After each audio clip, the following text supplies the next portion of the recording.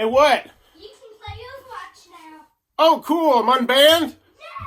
Thanks, buddy. I'm trying to shoot this Sherlock 13 review. Can you keep it down? Yes. Awesome.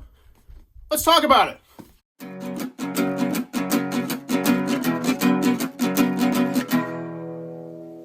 What does that even mean, Bowers Game Corner? Ahoy there, YouTube! I'm back again today for another game review, and today I'm very excited to be checking out Sherlock 13 from Arcane Wonders. This is for 2 to 4 players, ages 10 plus. Ignore that, I played it with my 8-year-old, and it's going to take about 15 minutes to play. And in Sherlock 13, this is a very fast, filler weight deduction game in which there are going to be, I think, about 13, 14 criminals. There's some number that actually works out, and on these potential criminals, there's going to be some symbols down here on the bottom. These are all going to be for the Sherlock Holmes lore. So you're going to shuffle these up, set one off to the side, and now your goal is to try and figure out who is on this card. If you figure that out, you will win the game. So everyone's going to get these cards dealt evenly. It sounds a lot like that other Clue game. Yeah, that's because it is a lot like that other Clue game, but freaking better!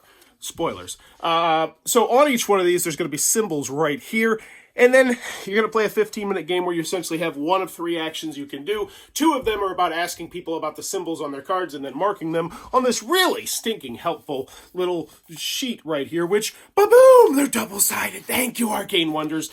I hate when I see those and they're not double-sided. You're going to do this behind this little board right here, which is going to have the 3 actions right there. It's real nice. It's real quick and convenient. And that's pretty much the game. So moving on to the pros and cons. This is the review. So first on the con side, if you're not in the market for a filler weight game, this one's not going to be for you. The theme is there, but I mean, you know, it's there.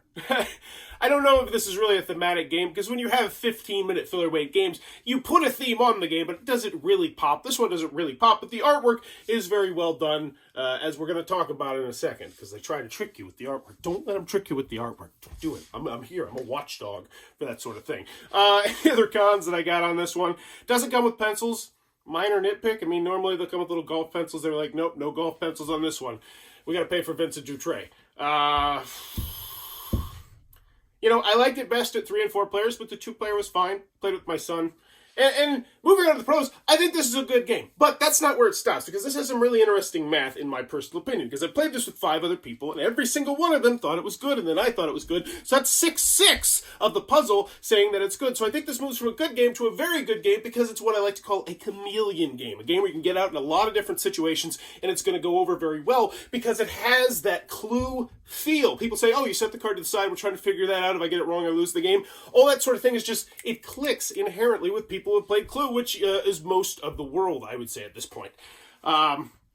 So it's really easy to learn. It's really easy to teach. The components are really nice for what this game is. I mean, this thing, actually, it doesn't cover your thing as much as you would like, but it still works, and it has the actions on there, which is really what you want. If you're really peeking over, don't be a jerk.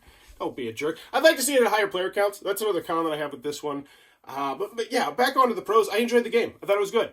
But I will say, I think they tried to do some sneaky board game math here. So, as I said, I gave it it's like a 7 is good, and a 7.5 is very good, and then 8 is how I do great. So what they did was they tricked me into thinking that the 7 game was actually a 7.5 because everybody likes the game, and I'm going to be able to get it played all over the time. But they're like, you know, if we put Vincent Dutray's artwork on that, for a lot of people, that's going to bump it up to an 8, and then boom, we got ourselves a great game. So we went from a good game to a great game just by making it more streamlined and user-friendly and having great artwork, and don't let them fall for you. This is a very good game. It's not a great game.